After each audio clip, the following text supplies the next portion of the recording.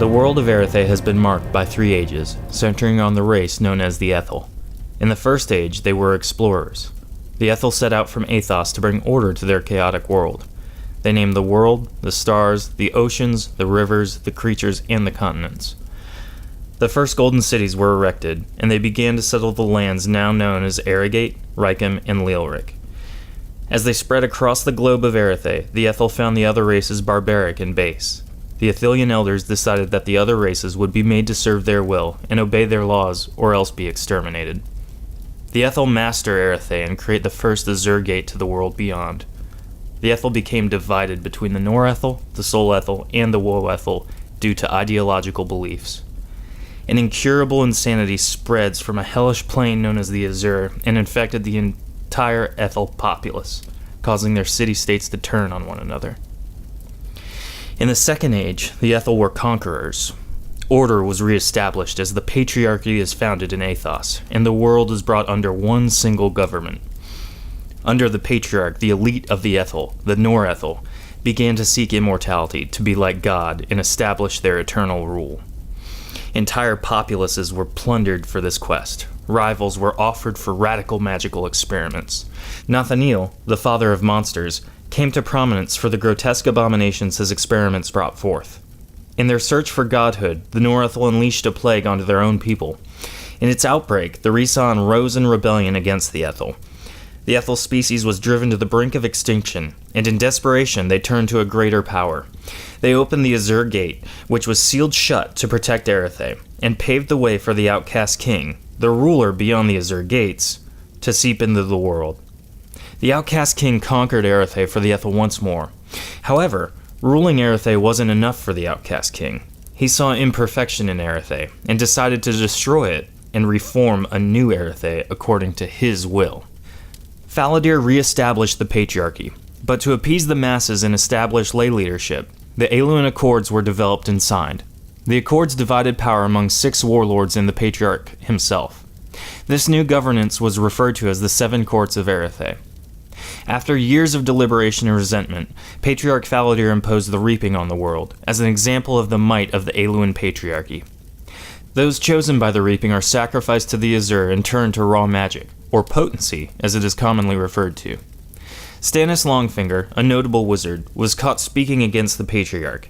Before his execution, he revealed that the outcast king is still alive and is the power and madness behind Patriarch Faladir. He foretold that the outcast king will carry out his plan to eliminate all life with the potency gathered from the reaping.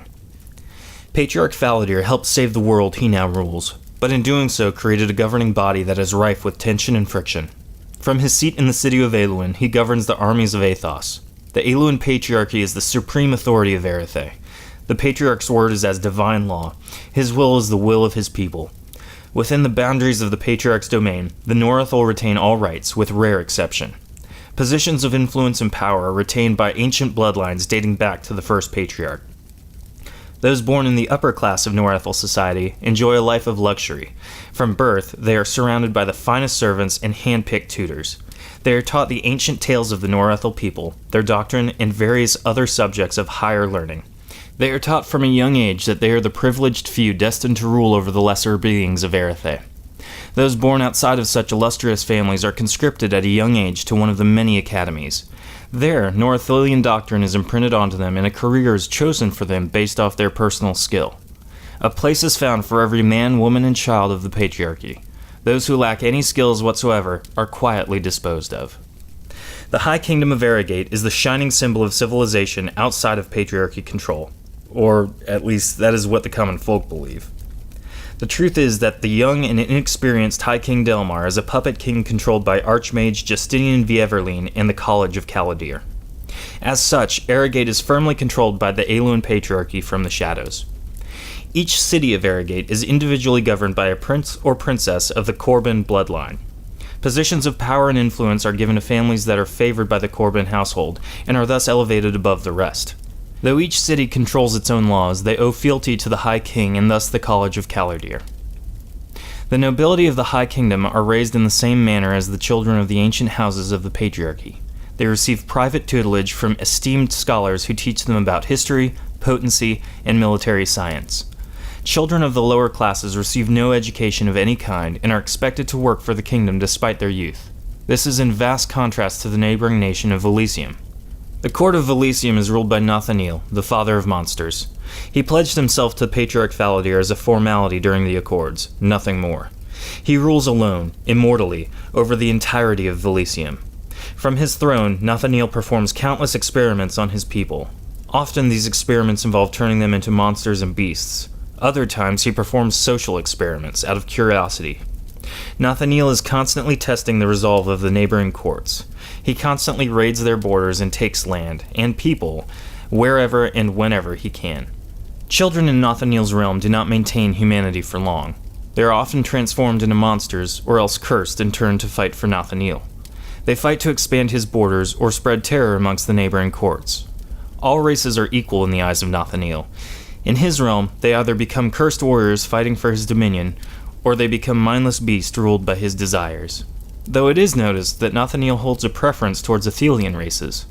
Often, those of the Ethel are allowed to maintain their forms, though usually at the cost of their sanity. To the south of Elysium are the lands of Leelric. They are divided amongst the warring North-Saracen and Dargoth clans that call it home. It is a land divided by constant, unending war. There is no unity among the various clans of Leelric, only loose alliances that may break at any moment. Currently, the strongest clan belongs to warlord Einar Stonekin, who is attempting to unite Leelric beneath a singular banner once and for all. This plan is heavily opposed by various other clans, mainly by warlord Ulruk of Rockheim. Even the young are not untarnished by the ravages of the Confederacy's never-ending war. As soon as able, the children are given axes and swords and trained to fight. Many a child soldier finds their way into the front lines by the age of 11. The majority, besides a chieftain's eldest, are not taught to read. All that is necessary is that they know how to fight. If they fight, then they are equal. That is the code of Leelric. The rights of the land are shared among those who fight for their clan in blood.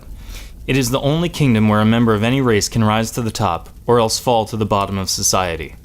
The laws of the land are dictated by the warlords and the laws handed down by their ancestors. Those who disobey these laws stand trial before their peers, and are often exiled without name or clan into the wilds to die. There is only one time of peace in Leelric, the Meeting of Stone. It is a tradition that takes place every 10 years. During this time, the warlords cease their endless conflicts and meet within the Stone Hall. For 30 days, the leaders of Leelric lock themselves within the Stone Hall and feast while discussing the future of their people.